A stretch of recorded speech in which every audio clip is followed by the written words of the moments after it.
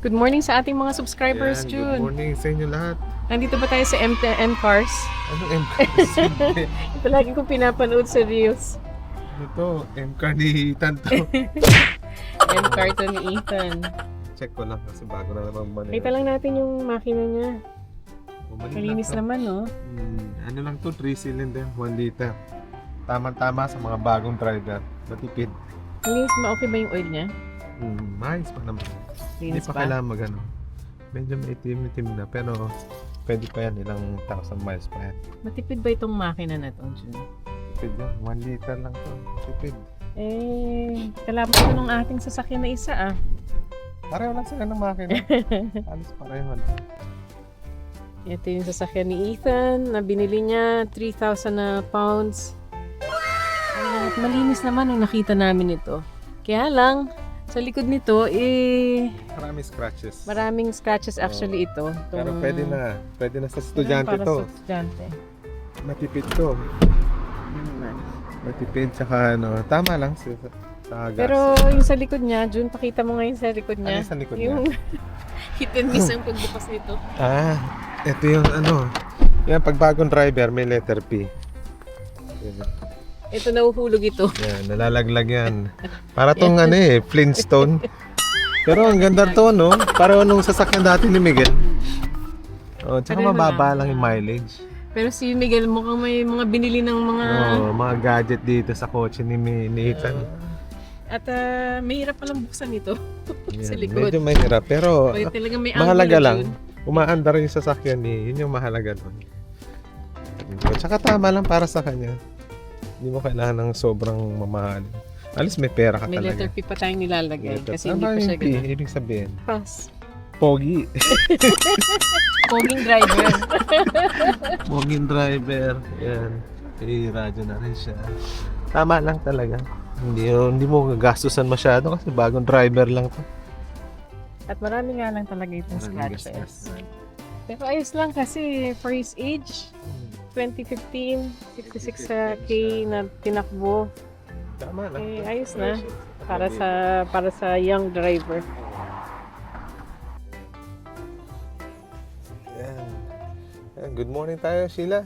Morning. Magandang umaga. Ethan. Magandang araw. At Ethan, drive ka na. How was it? How was your driving? I don't know. About 2 weeks now, isn't it? 2 weeks. This is his car. Oh, 600 weeks. Ito yung kanyang kotse. Wow, Ethan. Actually, At ito sila- yung nakita natin sa Facebook Market. Facebook market At namin. wala nakita. itong guarantee. Oo. Si- Hindi, pero marami naman tayong tinignan, di ba? Meron Auto Trader. Actually, yung Toyota sana ang kukunin namin kasi we know Aygo. it's so reliable, Aygo, yung second hand. But si Miguel nakita ito on the last minute bago siya bumalik going to his home place. At sabi na, why don't we check it, Mommy, in the morning? Anyway, it was bank holiday, wala namang... Malapit lang, no? Diyan Oo, lang sa... malapit lang dito sa amin, nabili namin ito. Ang unang driver yata nito was a female. Female din yata yung nabilan natin ito. Student. Student. Was a student before, student driver who passed her exam at after a year, they decided to sell it. Kaya okay naman na yung makina hindi naman na masyadong garalgal. The only thing is that napalitan na yung clutch nito. Bago Sabi, na yung last clutch. year, sabi sa amin at nakita namin yung service history. At ngayong araw, papunta kami actually sa Tesco kasi kailangan namin ng Extrang susi nito. Yun. Kasi isa lang yung susi yung binigay, no? Walang spare key. Yun yung ano wala siyang spare key.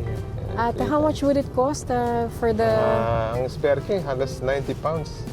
90 for a very pounds ang- basic na oo, spare key, no? spare key na basic lang. Wala siyang remote. Ano lang talaga. Pang ano lang, just backup pag nawala isang susi. Mahirap din, nag-iisa lang yung susi kasi.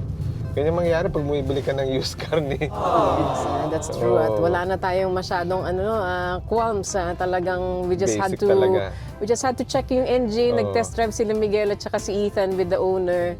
At sabi ni Miguel, the engine sounds good. Tsaka hindi cut N, cut S. Hindi siya nabangga, hindi na aksidente.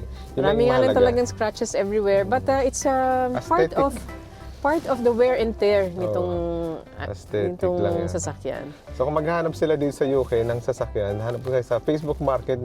Safe din yun, pero make sure check nyo maigi. Oh, safe ba talaga? But some are Dodgy. dodgy. Yun. Hindi ganun ka-reliable. But for weeks now, we were really looking do sa mga kasa.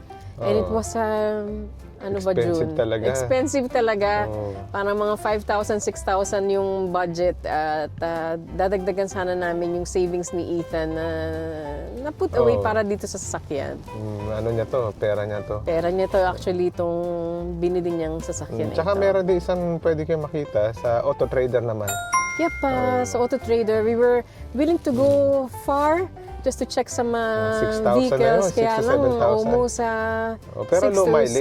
7,000, pero low mileage. Mileage siya. Pero sabi namin na for a first car, maybe this one would do for Okay na Ethan. to. Isn't it? Ano, Ethan?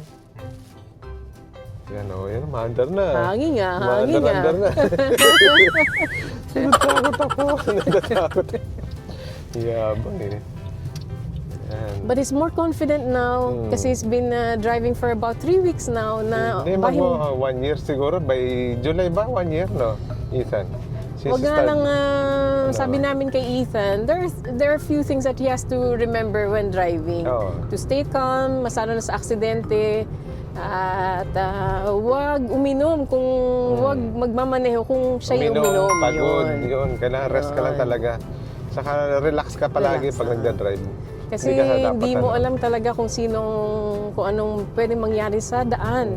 Maraming mangyari. At the same time, yung ibang nagmamaneho din ay may mga anak na kasama. May Kasi mga bata. we want to reduce yung Hindi lang yung accidents. sasakyan, no? Pati yung mga pedestrian. Yes, yung Oo. pedestrian. Pero sa UK naman, safe naman mag-drive dito.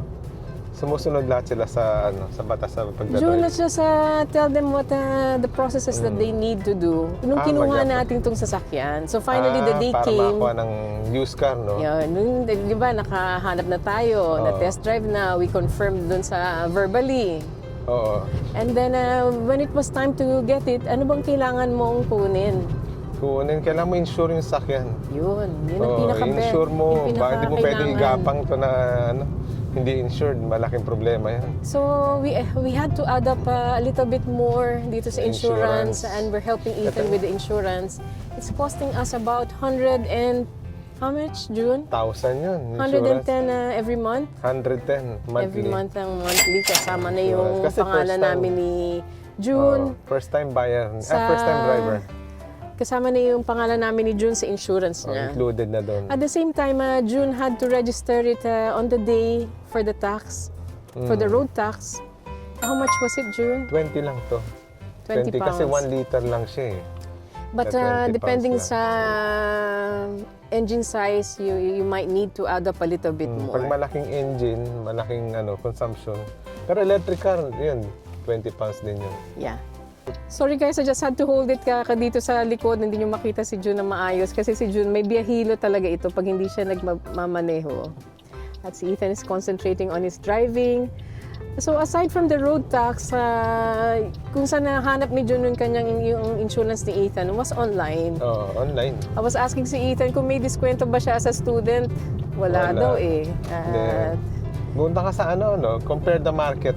Compare the market. Confused.com, yan yung mga search engine. At June, it counts, di ba? Pag merong kang car lock. Hindi naman. Di ba? Kahit yung dashcam, wala. Hindi naman nagmamula. Dashcam, nilipat muna namin yung doon sa maliit namin. Dito kay Ethan, front and rear. Actually, yung mga dashcam sa Pilipinas is a little Mas bit more advanced, no? better. June, di ba? Nung nakita Mas natin advanced doon sa Divisoria, ang daming magagandang dashcam doon. Tsaka para bumaba yung insurance, yung postcode mo mahalaga. Kasi Talaga? depende sa area eh. At the same time, kung may garahe kang... May drive ka, baka May insurance mo. Yan. It counts a lot. Oo. Tsaka But pa ba yun? siguro hindi naman ganun kalaki. Oh, hindi, ano rin, significant din minsan. Tsaka yung may nag-a-add ka ng tao na may years of driving Driving. experience. So, kaya kasama kami ni June pala sa insurance ni Ethan. At the same time, bago po pala namin nakuha itong unit ay a day before pina-MOT na niya.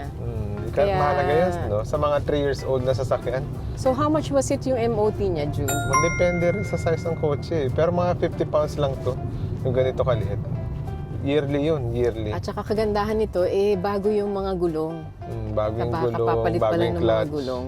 Bago yung clutch. At saka, ang problema nga lang, nung isang araw, nung nagda-drive si Ethan sa motorway, nakita namin may Sira yung valve, no? Paggawa tayo ng valve. red na icon na lumabas dun sa panel niya. May At, red na amber. amber pala, amber. na At nakita ni June, yung isang part gulong, dun sa no? gulong, sira. Madali Yung yung valve paayos pala, yan. no? As long as yung bahay, yung engine maayos, okay lang to. Engine tsaka yung structure niya. So kahapon, dinala nito ni June dun sa talyer at pinagawa niya yung valve. Magkano ba yung valve? 10 lang yan, 10 pounds.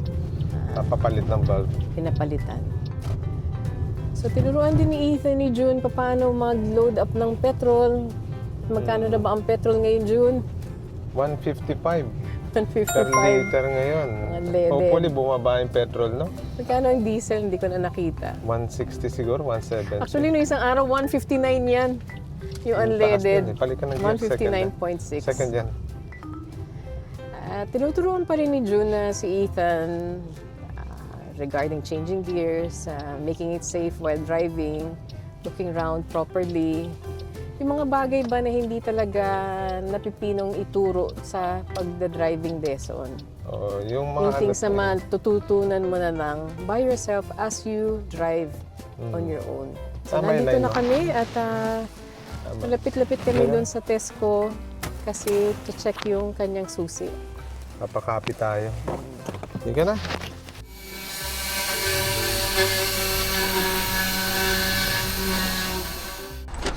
Ayan. Okay. Ano yun, parikapi ko na. Yep. At magkano ba? 89 pounds siya. 89 pounds at ubing-ube itong kulay ng sasakyan. Ube talaga. nito. Magugutom ka talaga. At least successful. Sige nga, Ethan, plug mo nga sa ano. Tingnan natin kung under yung susi. Yung may remote daw magkano, June? Yung may remote naman, 89 pounds siya. Pero hindi naman kailangan. Basic lang 89 kailangan. yung remote. Ay, hindi, pareho lang. 149. 149. Yeah, at kung sa ano naman tayo, dealership, magkano kaya, no? Siguro mga 100 to 200 siguro. So, yeah, marami na tayong Yun na, nagastos. Yes, mo. Marami tayong nagastos na extra. It does. Pero kailangan naman talaga niya ito. At kailangan namin ng spare key kasi just in case Oh, mawala niya yung mag-night isang out susi. ito at mawala niya yung susi. Mahirap din, no? Mahirap na. Tsaka mas mahal yun pag nawala yung susi. So we're just, for the last part of this vlog, we're just going to take you sa motorway. Let's show how Ethan is confident now in driving in the motorway. So, mga new drivers. third pa lang niyang attempt ito to go in the motorway. Yun na, liga na. At drive ka na, Ethan. Let's go.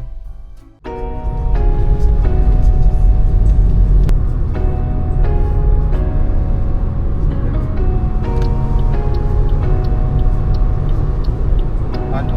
Dito may runway ko. Change ko yun. May runway. Kaya pala.